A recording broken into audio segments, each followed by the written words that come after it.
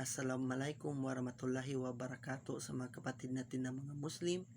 Maayong gabi, buenas noches, mapipiyagan daw, tibanyo sa mga kapatid natin na subanin.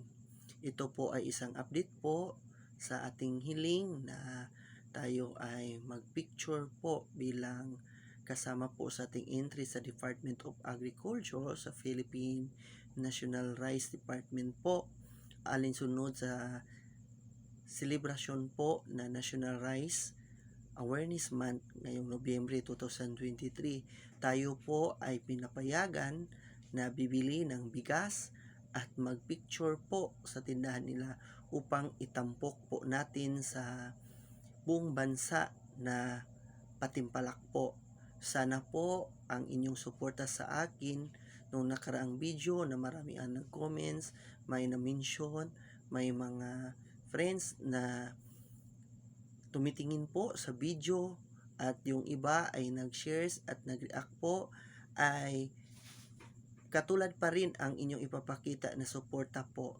Hindi po natin iniisip yung gantimpala po sa patimpalak, kundi ang una po natin na layunin po ay mabigyan pong halaga ang ating mga lokal na mga magsasakang Pilipino po at ibahagi po natin sa buong mundo na katulad sa akin, may mga karamdaman na rin kung ano po ang benepisyo sa pagkain po ng brown rice.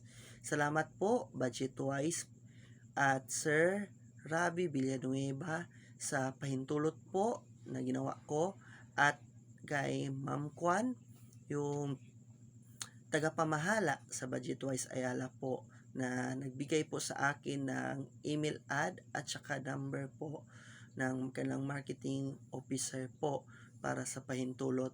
Sana po suportahan po natin pati sa Budget Wise at doon po bibili po tayo sa kanila ng bigas na galing po sa Pinas lang po or locally made rice po.